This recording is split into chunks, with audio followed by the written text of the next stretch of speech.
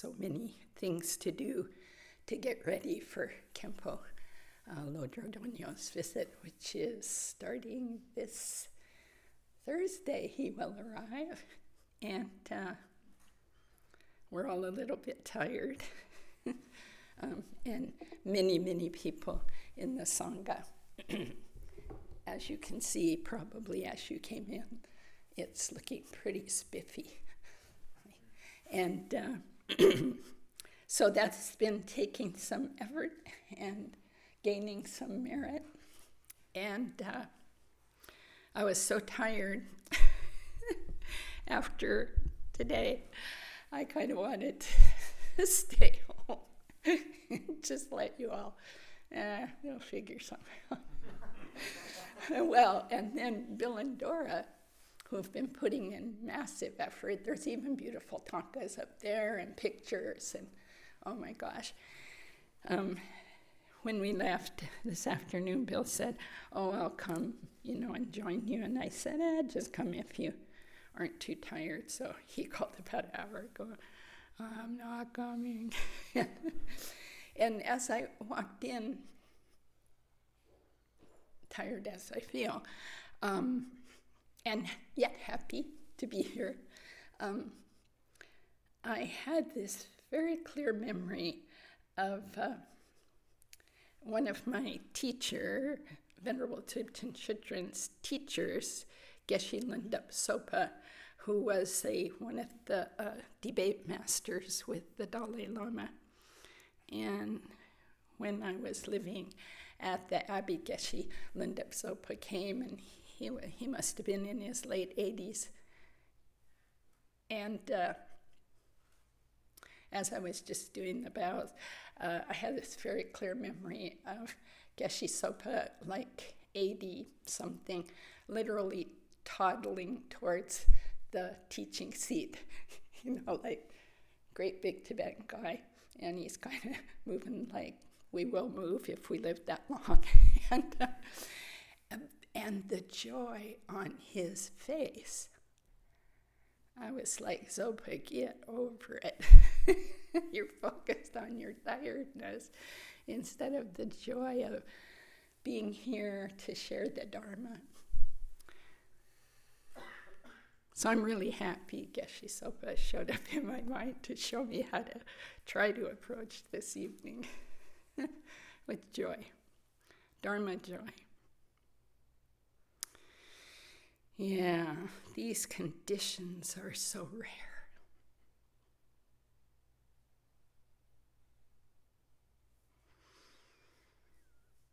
And we really just can't grok that, we just forget.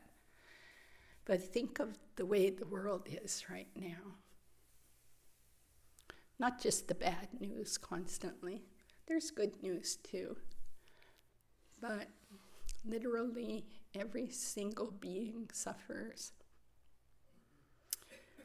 One of the long time sutras, story of the Buddha, many of you may have heard, but there's a young woman whose only child died from some kind of disease, and she comes carrying the baby to him. She says, I can't bear this. I cannot bear this suffering. And I hear that you're a great teacher. I want you to bring him back to life, or somehow show me how to bear this suffering. And the Buddha says to her very lovingly, okay, go back to the village and go to every house and find someone who has not suffered, and bring me a sesame seed from that house, and that will cure your sorrow. And of course, she goes house to house, and there's death and illness and strife and poverty, and even the wealthy ones suffering inside. So she comes back and she becomes a devoted follower of the Buddha, and she gets free of her suffering. So what does that tell us? You know,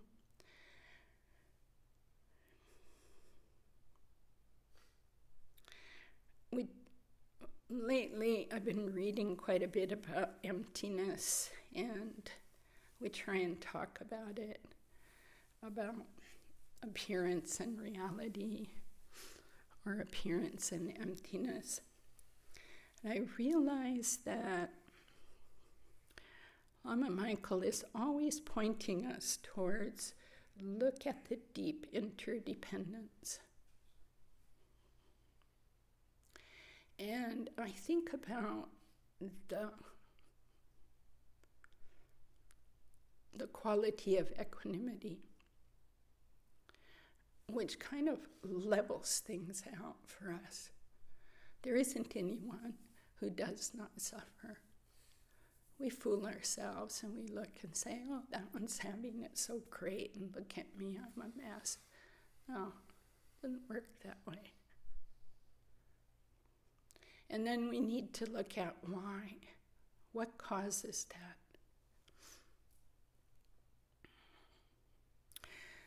Lama Zopa Rinpoche, another teacher of my teachers, said this, and it applies very much to our calm abiding practice. Every second of this human life gives us the freedom. This is the auspicious circumstances. Every second of this human life gives us the freedom to choose between suffering or enlightenment, samsara or liberation. And no one else is going to choose for you.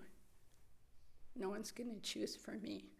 But every single moment, we can train the mind, train the heart to go toward the liberation, go toward the loving kindness, go toward the patience, go toward the seeing how equal we are in this suffering on the one hand, and how equal we are with the Buddha. The Buddha is not above us. We have the very same nature as the Buddha. We have the fully awakened nature. Why don't we know? Because I don't know. I don't know. I'm not sitting up here saying I know and you don't believe me. I don't know it. But I trust my teachers, and I trust some experience that I have if I practice diligently. And I don't mean driving myself, but consistently and really putting my heart into it to try and end this suffering. That's all we're called to do. So we have that very same beautiful, pure, natural compassion. It's not something you have to contrive. We don't have to go, today I'll be compassionate. We don't have to try. We just have to step out of the confusion. Every moment we get that choice. That's what we practice in our calm abiding. Every moment our mind's doing something, going somewhere, coming back, seeing, being compassion, being kindness, being confusion, being sleepy, being irritated, whatever. Every moment it's doing something. And in that moment, there's nobody else in charge but you. And you get to choose. You get to first see. All of us, we get to see, what's my mind doing right now? See it. Then, what direction you want to go? Lots of times we wallow, don't we? That was a great word. I've not used that word for a while. I wallow. Today I wallowed in, I'm so tired. I'm just so tired. And it was miserable. And then Geshe Zopa showed up, and now I'm not tired. So there you go. Why did Geshe Zopa show up? Because I've done some practice. Because I've gone and I met him and I listened to him. And that's why he showed up. He'd have never showed up if I didn't make some effort. I had to laugh with my teacher quite a bit, though, because whenever I was at the Abbey, I would make lots of effort, and we would make fun, because it would be like, yeah, Zopa, but it's not joyous. Like, oh, I have to do that. Oh, I have to do that. So let's approach our calm abiding tonight with this sense of really joyous effort. Fake it if you gotta. Because eventually it will come. And one of the ways two things that help me get some joy in it is this teaching that the Buddha nature is already there, totally natural, completely. And you know what else? It'll never get lost. Never, ever, ever. Even a mass murderer, such as Milarepa, our friend back there, mass murderer, did not lose his Buddha nature, and in one life killed all those people, and then became Milarepa, who we all want to be now. So this is possible because the Buddha nature's never gone anywhere. It doesn't get less, it doesn't get more. And the other thing that can help me go toward that joy, even when I'm tired, is got the Buddha nature, and it's never ending, and I have the conditions in which to experience it. That's what it is. I had to slow down and remember it. These are the conditions that we come together with Sangha friends. We come with an intention. We're going to do our refuge. We're going to frame it with bodhicitta. We're here for all beings, including our suffering selves. So as we do our calm abiding, whenever it gets murky, sleepy, achy, you know, all this stuff, dull, excited, just call to mind that right already in this moment, if we went out concentric circles in your mind, we are constantly surrounded by trillions, godzillions of beings, and what we do affects them. So in every moment of your calm abiding, check in, see, I'm here for them. How am I here for them? How am I here for myself? Okay? So let's start with our prayer. Thanks, Joe.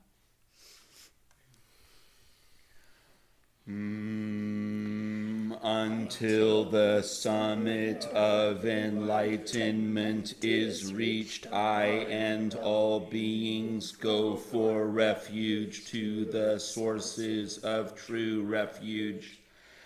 I will now practice the absorption of calm abiding in order to release all beings from their particular suffering and establish them in lasting peace and happiness. Until the summit of enlightenment is reached, I and all beings go for refuge to the sources of true refuge. I will now practice the absorption of calm abiding in order to release all beings from their particular suffering and establish them in lasting peace and happiness. Until the summit of enlightenment is reached, I and all beings go for refuge to the sources of true refuge.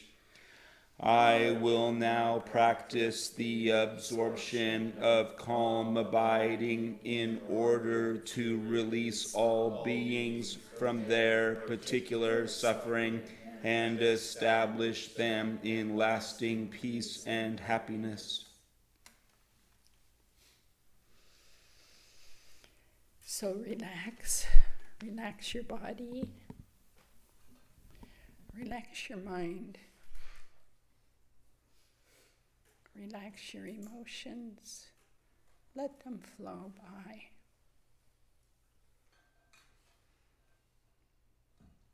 Everything by its very nature is impermanent.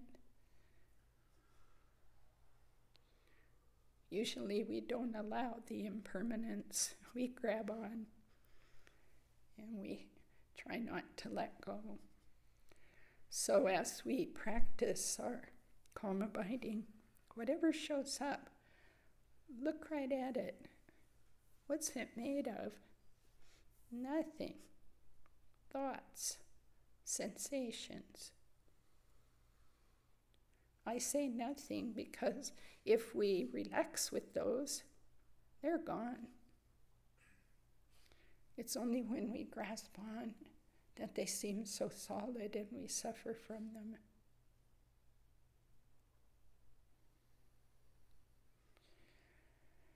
So for most of us, if you're like me, a beginner, you find some kind of anchor to come back to. Most often it's the breath at the nostrils or at your belly.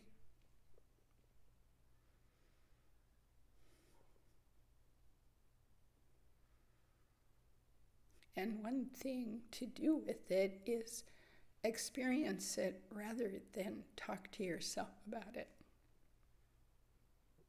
Feel it. Notice it.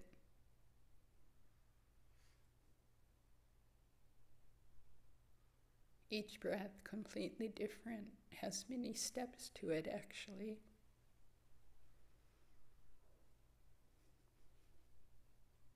Each breath is brand new. You'll never take that breath again in any life.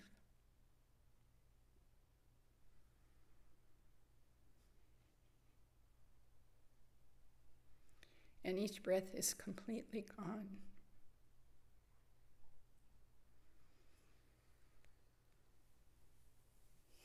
So we just relax into this. Notice when we're sleepy, it's quite good to open the eyes a little more. Bring more focus to the breath or whatever your object is. If you're excited mind, like I usually am, it's quite good to slow down, relax more, relax the body more.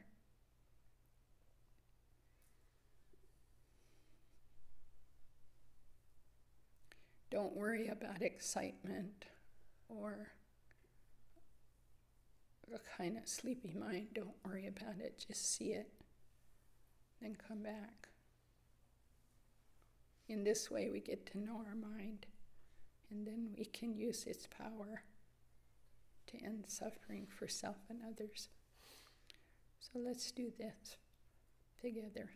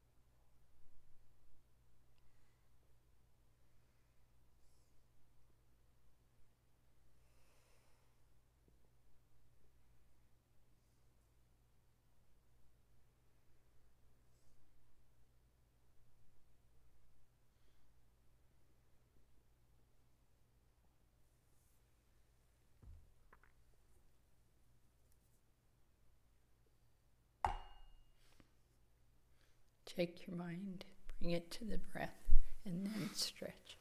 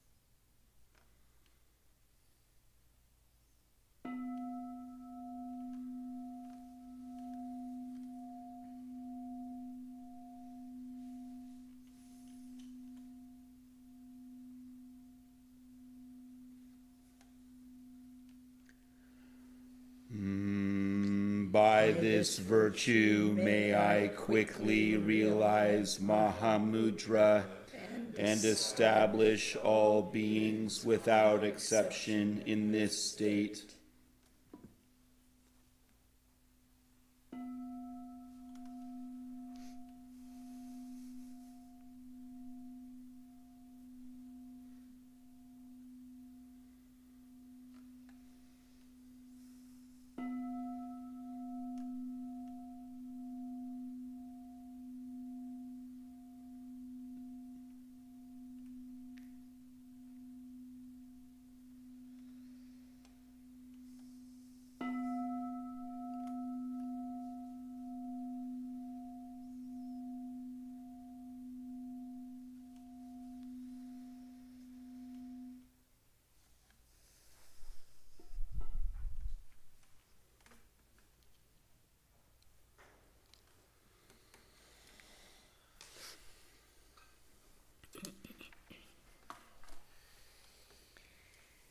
So tea time and then Q&A in, I don't know, maybe 10 minutes, 15. We've announced so much about Kempo, I don't think you need to know anymore, except he's coming, and we're really excited. And please register online so that we can have a good count of how many to set up for and plan for. I want to do special thank yous for the people who have swarmed this place over and over, dusting, washing windows, hanging pictures, etc. Not everyone has the leisure to do that because we work on a weekday, but we're going to have another work party this next Tuesday. It's quite fun to work in a group here. And so 10 a.m. Tuesday. To continue getting ready. And anything else, Linda, for now? Anybody else? Yeah, we're all a little tired. You might want to check the bookstore because the books are in now that relate to the topics that Kempo is teaching. If you're not sure about the topics, there's these little cards in the back. You can take one in and match it to some of the books. The Four Dharmas of Gampopa, or the Bardos, or Green Tara Empowerments. We have a couple Green Tara books, especially Bokar Rinpoche's book on Green Tara. So if you're planning to take that empowerment the Tuesday after the teachings, it's good to read just at least a little bit and then come with a fresh mind. But you don't have to read anything. Just come with your good heart, and Tara will find you, believe me. And you will find her. Okay, that's it. Let's have tea. Come back with questions. Come back with answers.